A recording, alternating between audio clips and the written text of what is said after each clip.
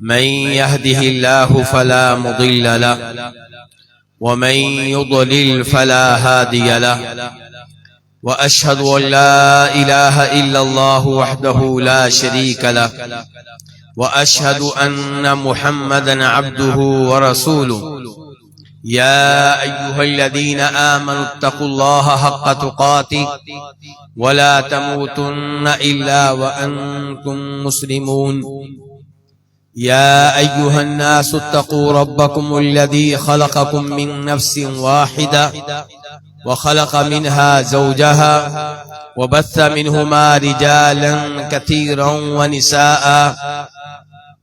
واتقوا الله الذي تساءلون به والأرحام إن الله كان عليكم رقيبا يا أيها الذين آمنوا اتقوا الله وقولوا قولا سديدا يصلح لكم أعمالكم ويغفر لكم ذنوبكم ومن يطع الله ورسوله فقد فاز فوزا عظيما أما بعد فإن خير الحديث كتاب الله وخير الهدي هدي محمد صلى الله عليه وسلم وشر الأمور محدثاتها وكل محدثة بدعة وكل بدعة ضلالة وكل ضلالة في النار۔ ہر قسم کی حمد و ثنا اللہ رب العزت کے لیے جو جس سے چاہتا ہے اپنے دین کا کام لیتا ہے، جسے چاہتا ہے توحید و سنت اپنانے کی توفیق دیتا ہے۔ کثرت سے درود و سلام ہو امام الانبیاء جناب محمد الرسول اللہ صلی اللہ علیہ وسلم کی ذات اقدس پہ، جن کی دعوت پوری دنیا کے لیے تھی، جنہوں نے اپنی دعوت دینے کے معاملے میں لوگوں کے مابین کوئی فرق نہیں کیا۔ خوش نصیب ہیں وہ لوگ جنہوں نے ان کی دعوت کو قبول کیا، اور بد نصیب ہیں وہ لوگ جو ان کی دعوت کو قبول کرنے کے اعزاز سے محروم رہے۔ انبیاء کرام علیہم الصلاۃ والسلام لوگوں کے پاس یہ پیغام لے کر آئے کہ لا الہ الا اللہ کہہ دو، لا الہ الا اللہ کو اپنا لو، اور اس کے ساتھ ساتھ لوگوں کو یہ بھی بتاتے رہے کہ لا الہ الا اللہ کو اپنا لو گے تو اس کے کیا فوائد ہیں۔ ہمارے نبی علیہ الصلوۃ والسلام کی بھی یہی دعوت تھی، اور آپ نے لا الہ الا اللہ کی بڑی شان بیان کی ہے، اس کا بہت ہی مقام و مرتبہ بیان کیا ہے۔ مثال کے طور پہ آپ کہتے ہیں افضل الذکر لا الہ الا اللہ، کہ تمام اذکار میں سے سب سے زیادہ فضیلت رکھنے والا ذکر لا الہ الا اللہ ہے۔ اور کبھی آپ علیہ الصلوۃ والسلام فرماتے ہیں احب الکلام الی اللہ اربع، کہ اللہ رب العزت کو چار جملے، چار الفاظ بڑے پیارے لگتے ہیں، بڑے محبوب ہیں،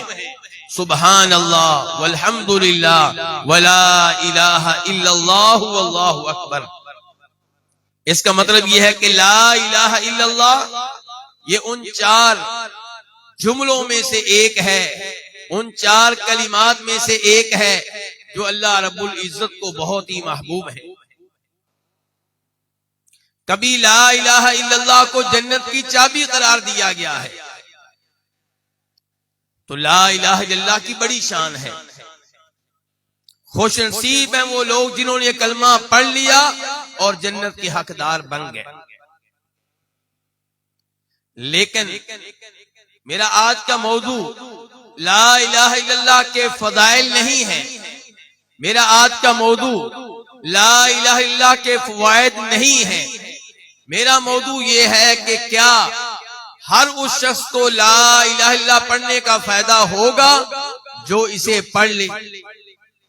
یا کسی کو فائدہ ہوگا، کسی کو یہ فضائل ملیں گے اور کسی کو نہیں ملیں گے۔ تو میرے بھائیوں، لا الہ الا اللہ کا فائدہ اسے ہوگا جس میں چند شرائط پائی جائیں۔ لا الہ الا اللہ کے فضائل اور فوائد سے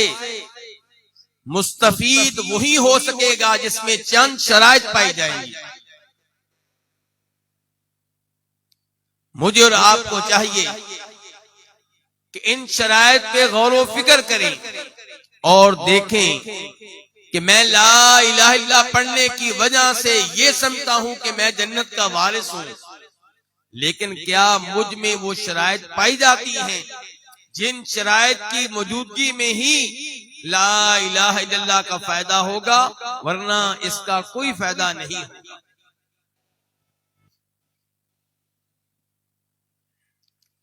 نماز کے بڑے فوائد ہیں، نماز کا بہت ہی اجر و ثواب ہے، لیکن کیا ہر نماز پڑھنے والے کو نماز کی فضیلت ملتی ہے؟ جواب یہ ہے کہ نہیں، ہر ایک کو نہیں ملتی۔ ایک آدمی طہارت کے بغیر، وضو کے بغیر نماز پڑھ لے، کیا اسے نماز پڑھنے کا فائدہ ہوگا؟ بالکل نہیں ہوگا۔ دوسرا آدمی بغیر کسی عذر کے قبلہ کو چھوڑ کے کسی اور جانب منہ کر کے نماز پڑھ رہا ہے، کیا اس کی نماز ہو جائے گی؟ بالکل نہیں ہوگی، حالانکہ نماز اس نے پڑھی ہے۔ تیسرا آدمی ظہر کی نماز صبح 9 بجے پڑھ لیتا ہے، کیا اسے اس نماز کا فائدہ ہوگا؟ جواب یہ ہے کہ نہیں ہوگا، کیونکہ نماز کی شرائط موجود نہیں ہے۔ ایسے ہی میرے بھائیوں، لا الہ الا اللہ کی شرائط ہے، وہ شرائط موجود ہوں گی تو لا الہ الا اللہ کہنے کا فائدہ ہوگا، ورنہ لا الہ الا اللہ کہنے کا کوئی فائدہ نہیں ہوگا۔ تو پہلی شرط کیا ہے کہ لا الہ الا اللہ پڑھنے والے کو معلوم ہو کہ میں کیا پڑھ رہا ہوں، اس کو پتا ہو کہ اس کا معنی و مفہوم کیا ہے۔ جسے اس کا مطلب معلوم نہیں ہے، جسے اس کا معنی معلوم نہیں ہے، وہ لا الہ الا اللہ کہہ بھی دے، اسے کوئی فائدہ نہیں ہوگا۔ اسی لیے اللہ رب العزت قرآن حکیم میں ارشاد فرماتے ہیں کہ فَاعْلَمْ أَنَّهُ لَا إِلَٰهَ إِلَّا اللَّهُ، کہ لا الہ الا اللہ کے معنی کو جان لیں، اس کے مفہوم کو جان لیں۔ آپ کو پتا ہونا چاہیے کہ لا الہ الا اللہ کیا ہے۔ امام بخاری رحمہ اللہ اپنی صحیح میں باب قائم کرتے ہیں کہ باب العلم قبل القول والعمل، کہ علم کا مقام و مرتبہ عمل سے پہلے ہے، علم کا مقام و مرتبہ کلام سے، قول سے پہلے ہے۔ لا الہ الا اللہ کہنا بعد میں ہے، پہلے یہ جانے کہ لا الہ الا اللہ کا مطلب کیا ہے۔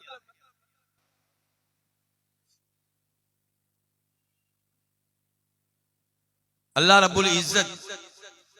سورہ زخرف میں ارشاد فرماتے ہیں کہ وَلَا يَمْلِكُ الَّذِينَ يَدْعُونَ مِن دُونِهِ الشَّفَاعَةَ إِلَّا مَنْ شَهِدَ بِالْحَقِّ وَهُمْ يَعْلَمُونَ، کہ یہ لوگ اللہ رب العزت کو چھوڑ کر جن جن سے دعائیں کرتے ہیں، جن جن کی عبادت کرتے ہیں، جن جن کو مشکل اوقات میں پکارتے ہیں، یہ شفاعت کے مالک نہیں ہیں، یہ شفاعت کا اختیار نہیں رکھتے۔ آج لوگ قبر والوں کو کیوں پکارتے ہیں کہ یہ اللہ تعالیٰ کے ہاں ہماری شفاعت کریں گے، اللہ ہمیں بیٹا دے گا، اللہ کے ہاں ہماری شفاعت کریں گے، اللہ ہمیں رزق دے گا، اللہ کے ہاں ہماری شفاعت کریں گے، روز قیامت ہمیں نجات مل جائے گی، کامیابی مل جائے گی۔ اللہ تعالیٰ کہتے ہیں یہ تمہاری بھول ہے، جن کو بھی تم میرے علاوہ پکارتے ہو وہ شفاعت کا اختیار نہیں رکھتے، الا من شہد بالحق وهم یعلمون، ہاں جن جن کو تم پکارتے ہو ان میں سے اللہ تعالیٰ اسے شفاعت کا اختیار دیں گے جو حق کی شہادت دے، جو لا الہ الا اللہ کا اقرار کرے، جو لا الہ الا اللہ پڑھ لے، وَهُمْ يَعْلَمُونَ، اور اسے لا الہ الا اللہ پڑھتے ہوئے پتا ہو کہ میں کیا پڑھ رہا ہوں، میں کیا کہہ رہا ہوں، اس کا معنی و مفہوم کیا ہے۔ آج لا الہ الا اللہ پڑھنے والوں کی اکثریت کفر و شرک میں مبتلا ہے، اس کی وجہ یہ ہے کہ لا الہ الا اللہ کا معنی و مفہوم صحیح معنوں میں معلوم ہی نہیں ہے۔ اسی لیے سب سے زیادہ لا الہ الا اللہ کا وظیفہ پڑھنے والے کفر و شرک کا ارتکاب کر رہے ہوتے ہیں۔ ایک طرف لا الہ الا اللہ کہہ رہے ہوتے ہیں، اسی وقت قبر والے سے دعا کر رہے ہوتے ہیں، قبر والے کو مشکل کشا حاجت روا مان رہے ہوتے ہیں، قبر والے کو سجدہ کر رہے ہوتے ہیں، قبر والے کے نام پہ منت مان رہے ہوتے ہیں، کسی قبر کا طواف کر رہے ہوتے ہیں، اور کسی قبر کا طواف کرتے ہوئے دعا کیا پڑھ رہے ہوتے ہیں؟ لا الہ الا اللہ۔ یہ تضاد کیوں؟ لا الہ الا اللہ کا معنی و مفہوم معلوم نہ ہونے کی وجہ سے۔ امام مسلم رحمہ اللہ روایت کرتے ہیں جناب عثمان بن عفان رضی اللہ تعالی عنہ سے کہ نبی علیہ الصلوۃ والسلام نے ارشاد فرمایا، من مات وهو يعلم انه لا الہ الا اللہ دخل الجنہ، کہ جسے موت اس حالت میں آئی کہ اسے پتا تھا کہ لا الہ الا اللہ کا معنی و مفہوم کیا ہے، پھر بھی اس نے اس کلمے کو پڑھا، یہ وہ آدمی ہے جو جنت میں جائے گا۔ لا الہ الا اللہ پڑھنے سے جنت ملتی ہے، لیکن ساتھ ہی آپ نے شرط بتا دی ہے کہ وَهُوَ يَعْلَمُ، کہ لا الہ الا اللہ پڑھنے والے کو پتا ہو کہ میں کیا پڑھ رہا ہوں، میں کیا کہہ رہا ہوں۔ تو لا الہ الا اللہ کا معنی کیا ہے؟ کہ اللہ کے علاوہ کوئی ایسا نہیں ہے جو عبادت کے لائق ہو۔ اس کا مطلب یہ ہے کہ کوئی فرشتہ عبادت کے لائق نہیں ہے، اس کا مطلب یہ ہے کہ کوئی نبی عبادت کے لائق نہیں ہے، اس کا مطلب یہ ہے کہ کوئی شہید اور ولی عبادت کے لائق نہیں ہے، اس کا مطلب یہ ہے کہ میں مشکل اوقات میں کبھی بھی کسی فرشتے کو نہیں پکاروں گا، کسی جن کو نہیں پکاروں گا، کسی نبی کو نہیں پکاروں گا، کسی ولی اور شہید کو جو فوت ہو چکے ہیں انہیں فوت ہونے کے بعد مدد کے لیے نہیں پکاروں گا، کیونکہ پکار دعا ہے اور دعا عبادت ہے، دعا سے بڑھ کر اور عبادت کیا ہوگا۔ آج لوگ کہتے ہیں کہ ہمارے اوپر کفر و شرک کے فتوے ناجائز لگتے ہیں، ہم تو توحیدی ہیں۔ معلوم نہیں تیری توحید کون سی توحید ہے۔ اگر توحید کا معاملہ اتنا آسان ہوتا تو اہل مکہ پہلی فرصت میں ہی لا الہ الا اللہ پڑھ لیتے، لیکن انہوں نے یہ کلمہ نہیں پڑھا کیونکہ ان کو معلوم تھا اس کلمے کے پڑھنے کا مطلب یہ ہے کہ ہم اللہ کے علاوہ کسی اور کو پکار نہیں سکیں گے، کسی اور سے دعا نہیں کر سکیں گے، کسی اور کے نام پہ بکرا ذبح نہیں کر سکیں گے، کسی اور کے نام پہ منت نہیں مان سکیں گے، کسی اور کا طواف نہیں کر سکیں گے۔ لیکن آج لا الہ الا اللہ بھی پڑھا جا رہا ہوتا ہے اور یا علی مدد کہہ کر جناب علی رضی اللہ عنہ کو پکارا جا رہا ہوتا ہے، ان سے دعا کی جا رہی ہوتی ہے۔ یا علی مدد میرے بھائیو دعا ہے، یا حسین مدد یہ دعا ہے، یا رسول اللہ مدد یہ دعا ہے۔ یعنی کہ آپ مدد کے لیے پکار رہے ہیں، دعا کر رہے ہیں، التجا کر رہے ہیں، درخواست کر رہے ہیں اللہ کی بجائے جناب علی سے، اللہ کی بجائے جناب حسین سے، اللہ کی بجائے جناب شیخ عبد القادر جیلانی رحمہ اللہ سے۔ جب آپ نے دعا جیسی عظیم عبادت اللہ کو چھوڑ کر کسی اور کو دے دی تو اس سے بڑا شرک اور کیا ہوگا؟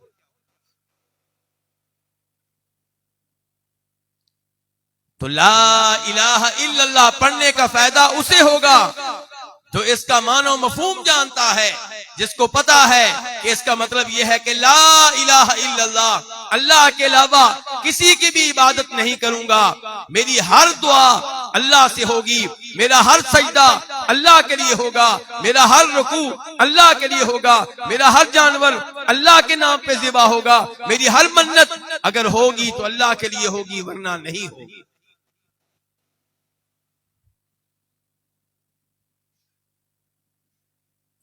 دوسرے نمبر پہ لا الہ الا اللہ کی شرط یہ ہے کہ یہ کلمہ پڑھتے ہوئے اس کلمہ کے معنی، مفہوم اور مطلب کے اوپر آپ کو یقین ہو، شک و شبہ سے پاک لا الہ الا اللہ۔ یہ نہیں کہ لا الہ الا اللہ پڑھ رہے ہیں اور یہ سمجھتے ہیں کہ اللہ کی عبادت تو کرنی ہی کرنی ہے، جناب علی کی عبادت بھی شاید ٹھیک ہی ہوگی، شیخ عبد القادر جیلانی کو بھی مشکل اوقات میں پکارنا شاید یہ بھی ٹھیک ہوگا۔ اس کا مطلب یہ ہے کہ لا الہ الا اللہ کا جو معنی ہے اس پہ آپ کو یقین نہیں ہے۔ آپ اللہ رب العزت کو معبود برحق مانتے ہیں لیکن یہ عقیدہ رکھتے ہیں کہ اللہ تعالیٰ کے ساتھ ساتھ اللہ کے پیاروں کو بھی مشکل اوقات میں پکارا جا سکتا ہے، یا اس بارے میں شک و شبہ رکھتے ہیں، تو شک و شبہ والا ایمان اللہ کے ہاں قابل قبول نہیں ہے۔ اللہ اس ایمان کو قبول کرتا ہے جو شک و شبہ سے پاک ہو۔ اللہ تعالیٰ فرماتے ہیں انما المؤمنون الذين آمنوا بالله ورسوله ثم لم يرتابوا وجاهدوا باموالهم وانفسهم في سبيل الله اولئك هم الصادقون۔ کہ صحیح معنوں میں مومن کون ہے؟ کیا ہر ایمان کا دعویٰ کرنے والا مومن ہے؟ کیا ہر کلمہ لا الہ الا اللہ پڑھنے والا مومن ہے؟ اللہ نے کہا نہیں۔ مومن وہ ہے جو صحیح معنوں میں اللہ پہ ایمان لائے،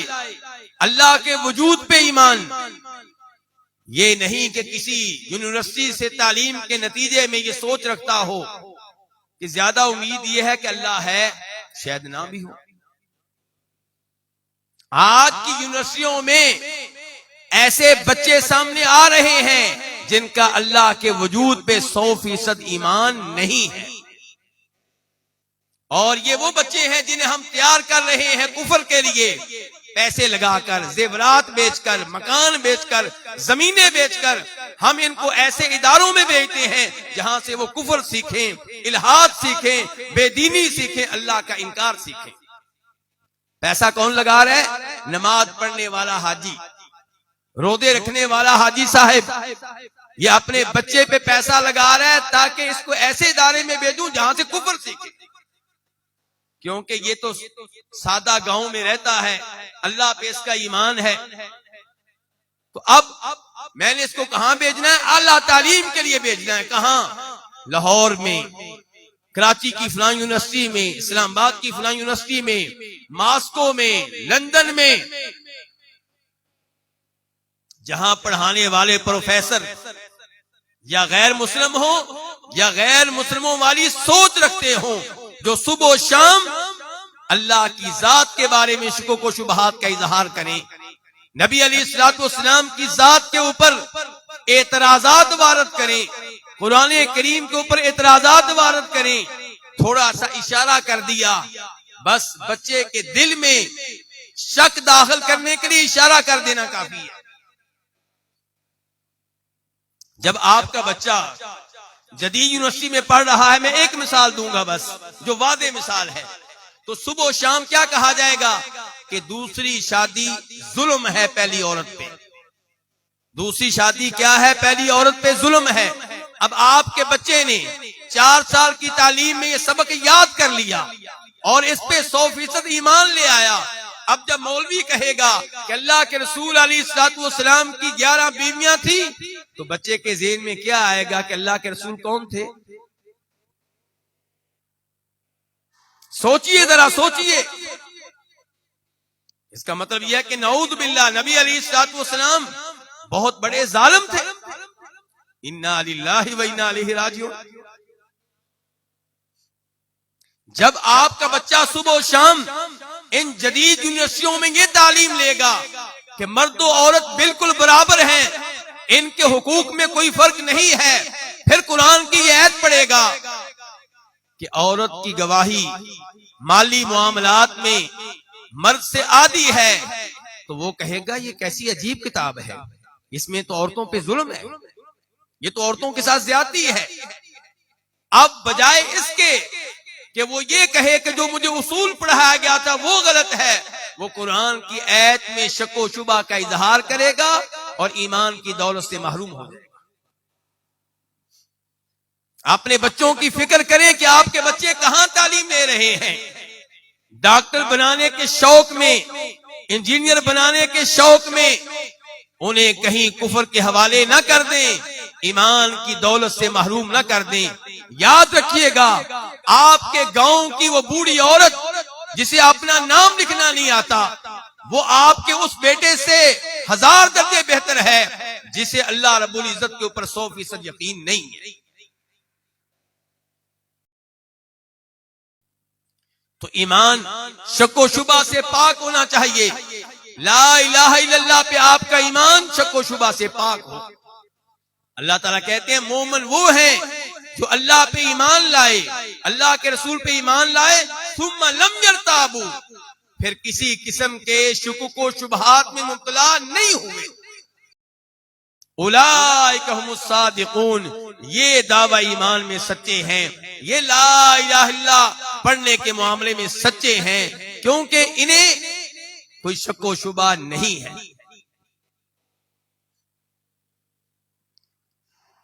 ایمان لانے کے باوجود، لا الہ الا اللہ پڑھنے کے باوجود شکوک و شبہات میں مبتلا ہونا، یہ تو منافقوں کا کام ہے، یہ ایمان والوں کا کام نہیں ہے. اللہ تعالیٰ فرماتے ہیں سورہ توبہ میں کہ لا یستأذنک الذین یؤمنون باللہ والیوم الآخر وجاہدوا باموالہم وانفسہم انما یستأذنک الذین لا یؤمنون باللہ والیوم الآخر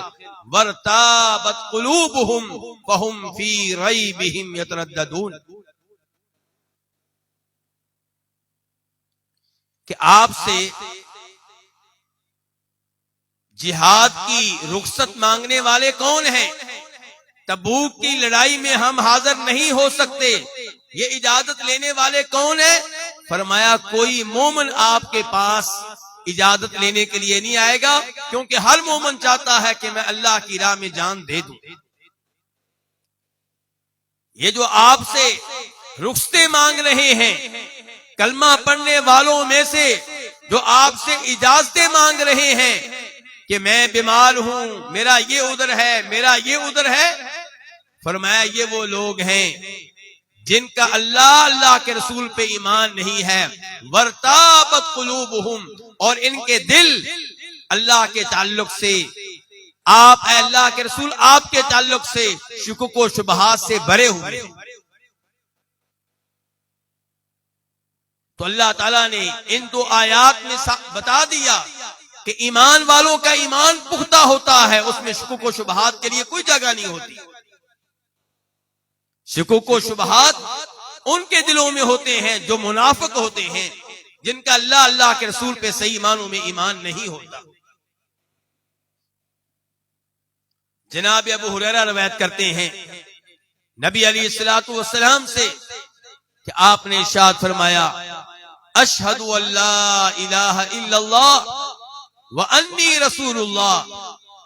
لا یلقى اللہ بہما احد غیر شاکن الا دخل الجنہ، کہ میں اس بات کا اعلان کرتا ہوں کہ اللہ کے علاوہ کوئی عبادت کے لائق نہیں ہے، اور میں اس بات کا بھی اعلان کرتا ہوں کہ میں اللہ کا سچا رسول ہوں۔ یہ دو باتیں جس نے مان لی، جس نے ان کا اقرار کر لیا اور اس کا اقرار شک و شبہ سے پاک ہو، وہ آدمی جنت میں جائے گا۔ تو جنت میں جانے کی شرط آپ نے کیا بتائی؟ کہ اللہ رب العزت کے معبود برحق ہونے پہ ایمان ہو، اس بات پہ ایمان ہو کہ اللہ کے علاوہ کوئی عبادت کے لائق نہیں ہے، صرف ایک اللہ عبادت کے لائق ہے، اور جناب محمد صلی اللہ علیہ وسلم کی نبوت و رسالت پہ بھی ایمان ہو، اور ان دو چیزوں پہ ایمان اتنا پختہ ہو کہ شک و شبہ بالکل نہ ہو، تو ایسا آدمی جنت میں جائے گا۔ امام مسلم رحمہ اللہ دوسری حدیث روایت کرتے ہیں جناب ابو ہریرہ رضی اللہ تعالیٰ عنہ سے کہ نبی علیہ الصلوۃ والسلام نے جناب ابو ہریرہ سے کہا تھا کہ ابو ہریرہ میرے یہ جوتے لو اور اس باغ کی چار دیواری کے باہر جو بھی تمہیں ملے اور اس کا اللہ رب العزت پہ ایمان ہو، اس بات کا اقرار کرتا ہو کہ اللہ کے علاوہ کوئی معبود برحق نہیں، اور اس اقرار پہ دلی یقین رکھتا ہو، مستیقنا بہا قلبہ، اسے دلی یقین ہو، فبشرہ بالجنہ، آپ اس کو جنت کی خوشخبری دیں۔ تو آپ کہہ رہے ہیں کہ جو یہ کلمہ پڑھے اور کلمہ کے معنی و مفہوم پہ دلی یقین ہو، جنت کی خوشخبری اس کے لیے ہے۔ تو میرے بھائیوں، آج کا بہت بڑا فتنہ یہ ہے کہ آپ کے بچوں کے دلوں میں شکوک و شبہات داخل کر دیے جائیں، اللہ کے بارے میں، قرآن کے بارے میں، نبی علیہ الصلوۃ والسلام کے بارے میں، آخرت کے بارے میں اپنے بچوں کی فکر کریں۔ میں عقیدہ کے موضوع پہ ایک کتاب ہے شرح السنہ امام بربہاری رحمہ اللہ کی، ہفتے میں 2 دن اس کتاب پہ آن لائن درس دیتا ہوں۔ درس میں مردوں کے ساتھ ساتھ کئی بہنیں بھی شریک ہیں۔ تو اسلام آباد کی ایک لڑکی ہے، اس کی عمر صرف 18-19 سال ہے، دین سے محبت رکھنے والی اور ان جدید یونیورسٹیوں میں تعلیم لینے سے صاف صاف انکار کر دینے والی، والدین مجبور کر رہے ہیں، وہ نہیں مانتی، اسلام آباد کے پوش علاقے میں رہتے ہیں، اپنے ہی والدین کے ساتھ اس لڑکی کی جنگ لگی ہوئی ہے، والدین اسے یونیورسٹی میں لے جانا چاہتے ہیں، لڑکی جانے کے لیے تیار نہیں ہے۔ مجھے اس نے میسج کیا، کہا شیخ صاحب میں ان یونیورسٹیوں کی کیوں مخالف ہوں، کیونکہ میں نے ان میں تعلیم لے کر دیکھ لیا ہے، یہ آج کی نسل کو کفر کے لیے تیار کر رہی ہیں۔ میرا اپنا بھائی وہ صاف صاف کہتا ہے کہ میں مسلمان نہیں ہوں، میں کافر ہوں۔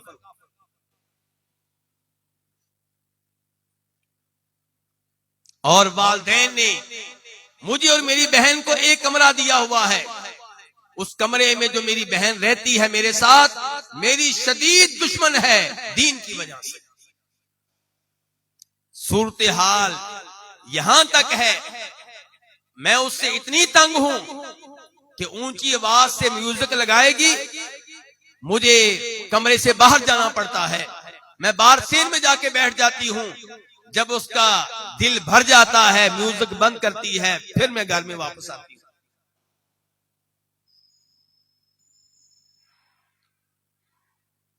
جب میں نے کسی دن درس کے دوران کتے کے موضوع پہ گفتگو کی کہ شوقیہ طور پہ کتا رکھنے کی اسلام میں اجازت نہیں ہے، شکار کے لیے کتا رکھ سکتے ہیں، کھیتی باڑی کی حفاظت کے لیے رکھ سکتے ہیں،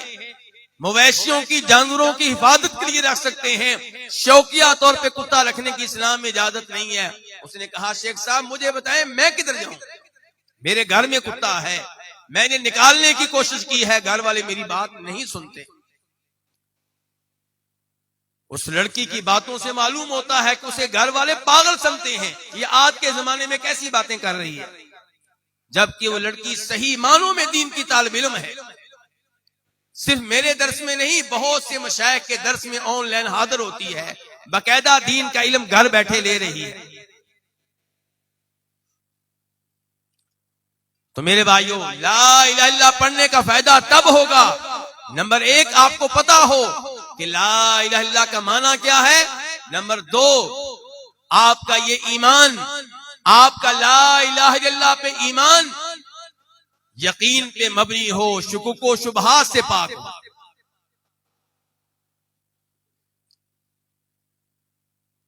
تیسرے نمبر پہ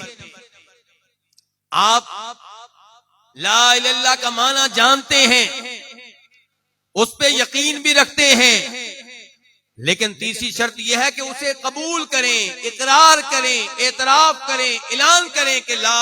الہ الا اللہ۔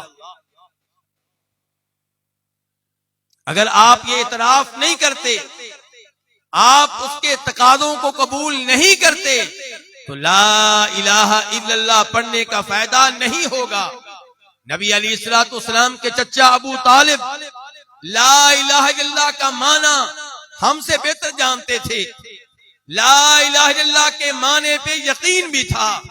لیکن زبان سے یہ کلمہ نہیں پڑھا، تو اس لیے انہیں نبی علیہ الصلوۃ والسلام کا ساتھ دینے کے باوجود مسلمانوں میں شمار نہیں کیا گیا۔ اللہ رب العزت قرآن حکیم میں ارشاد فرماتے ہیں سورہ صافات میں،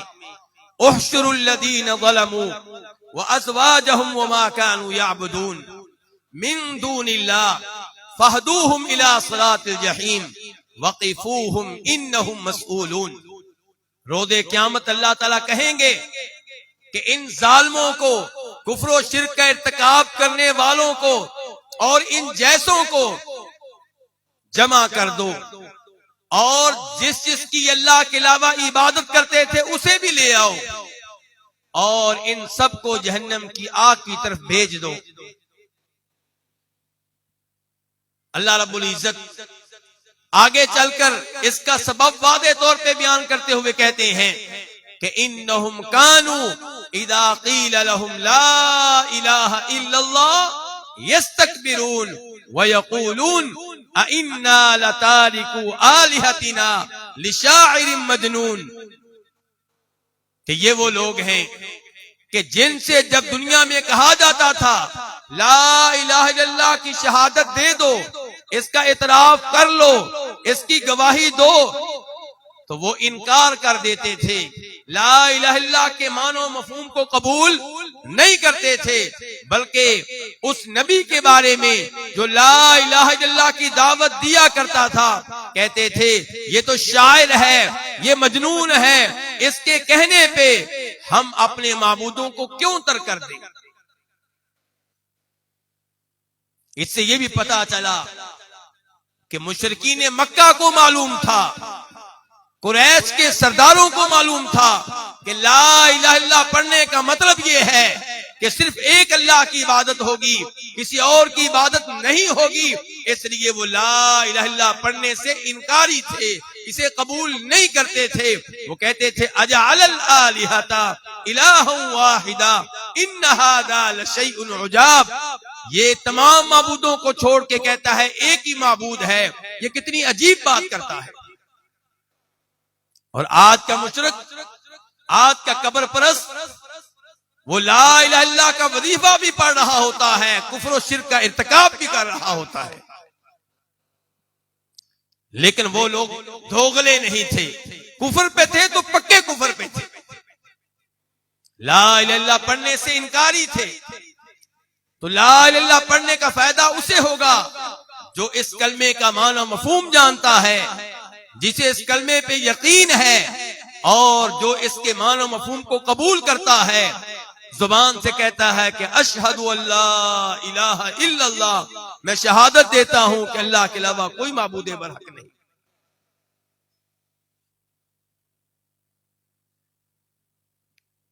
میرے بھائیوں، لا الہ الا اللہ پڑھنے کا فائدہ اسے ہوگا جو یہ کلمہ سچائی کے ساتھ پڑھے گا، منافقت کے ساتھ نہیں، دھوکہ دینے کے لیے نہیں، جھوٹ بولتے ہوئے نہیں۔ ورنہ آپ جانتے ہیں کہ مدینہ میں بہت سے ایسے لوگ تھے جو یہ کلمہ پڑھتے تھے، لیکن انہیں کلمہ پڑھنے کا فائدہ نہیں ہوا۔ کلمہ پڑھنے کا فائدہ تب ہوگا جب آپ اس کا معنی مفہوم جانتے ہوں، اس کے معنی مفہوم پہ یقین رکھتے ہوں، زبان کے ساتھ قبول کریں، اور آپ کا دل بھی زبان کا ساتھ دے رہا ہو۔ اللہ رب العزت قرآن حکیم میں ارشاد فرماتے ہیں، احسب الناس ان یترکوا ان یقولوا آمنا وهم لا یفتنون وَلَقَدْ فَتَنَّ الَّذِينَ مِن قَبْلِهِمْ فَلَيَعْلَمَنَّ اللَّهُ الَّذِينَ صَدَقُوا وَلَيَعْلَمَنَّ الْكَاذِبِينَ۔ کلمہ پڑھنے والے لوگ یہ سمجھتے ہیں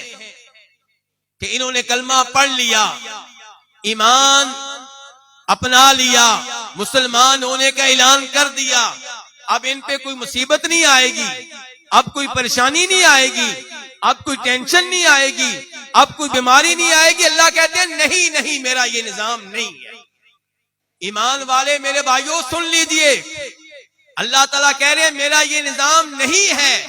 کہ جو کلمہ پڑھ لے اس پہ کوئی مصیبت نہیں آئے گی، جو مسلمان ہو جائے اسے کسی پریشانی کا سامنا نہیں کرنا پڑے گا۔ نہیں، اللہ نے کہا یہ دنیا آزمائش گاہ ہے، یہاں میں آزماؤں گا کہ لا الہ الا اللہ پڑھنے والوں میں سے سچا کون ہے، جھوٹا کون ہے، کون ہے جس نے دل سے کلمہ پڑھا ہے، کون ہے جس نے دنیاوی مفادات کو حاصل کرنے کے لیے اوپر اوپر سے کلمہ پڑھا۔ اللہ آزماتا ہے، بیٹا لے کر یہ صبر کرتا ہے کہ نہیں کرتا، اللہ آزماتا ہے۔ اب اس نے توحید و سنت کی دعوت اپنا لی ہے، والد صاحب گھر سے نکال دیں گے، جائیداد سے محروم کر دیں گے، اب یہ استقامت کا مظاہرہ کرتا ہے کہ نہیں کرتا؟ البتہ ایک خوشخبری ہے کہ ایمان لانے والا اس پہ جتنی بھی ازمائشیں آ جائیں، جتنی بھی پریشانیاں آ جائیں، دل میں ایک سکون ہوگا، دل میں ایک سکون ہوگا کہ چلیں یہ ازمائشیں اللہ کی وجہ سے ہیں، یہ مصیبتیں اللہ کی وجہ سے ہیں، کوئی بات نہیں، یہ مصیبتیں عارضی ہیں، کوئی بات نہیں، یہ مصیبتیں نبیوں پہ بھی آئی ہیں علیہم الصلوۃ والسلام، یہ مصیبتیں صحابہ کرام پہ بھی آئی ہیں، میں کیا چیز، یہ حوصلہ ہوگا۔ ورنہ اللہ رب العزت کہہ رہے ہیں کہ میں ازمائشوں میں مبتلا کروں گا تاکہ پتہ چلے دعوی ایمان میں کون سچا ہے کون جھوٹا ہے۔ اور نبی علیہ الصلوۃ والسلام بھی یہ ارشاد فرماتے ہیں کہ یہ کلمہ پڑھنے کا فائدہ اسے ہوگا، یہ کلمہ پڑھ کے جنت میں وہ جا سکے گا صدقا من قلبہ، جو دل کی سچائی کے ساتھ یہ کلمہ پڑھے گا۔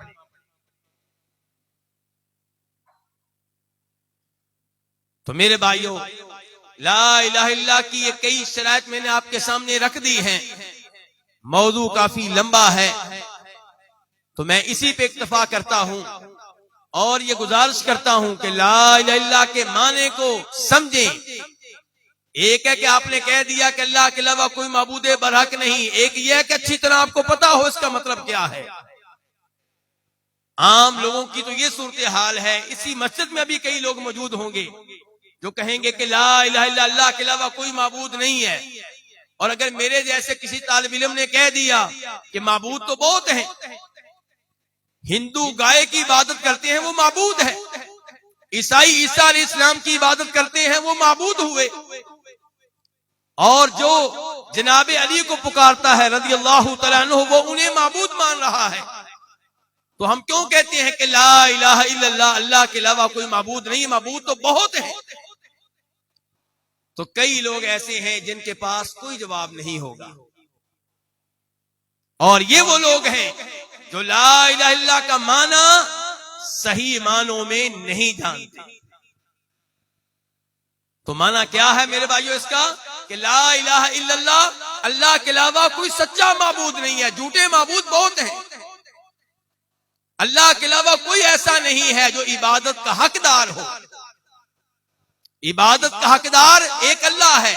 گائے کی عبادت ہو رہی ہے تو غلط ہو رہی ہے۔ گائے معبود ہے لیکن معبود برحق نہیں ہے، غلط معبود ہے، معبود باطل ہے۔ عیسیٰ علیہ السلام کی عبادت ہو رہی ہے، غلط ہو رہی ہے، وہ بھی معبود برحق نہیں ہے، لیکن اس عبادت میں ان کا کوئی قصور نہیں ہے۔ انہوں نے لوگوں کو ایک اللہ کی عبادت کی تھی، لوگ ناجائز طور پہ ان کی عبادت کر رہے ہیں۔ عیسائی جب انہیں پکارتے ہیں تو انہیں معبود مان رہے ہیں۔ اللہ رب العزت ہمیں لا الہ الا اللہ کا معنی و مفہوم جاننے کی اور اس پہ یقین رکھنے کی توفیق عنایت فرمائے، اور اللہ تعالیٰ لا الہ الا اللہ پڑھنے کی وجہ سے آزمائشیں اگر آئیں ان پہ صبر کرنے کی توفیق دے۔ اللہ تعالیٰ ہمیں استقامت دے، اور خوشخبری انہی کے لیے ہے جو ایمان لانے کے بعد آنے والی آزمائشوں پہ استقامت کا مظاہرہ کریں۔ وآخر دعوانا الحمدللہ رب العالمین۔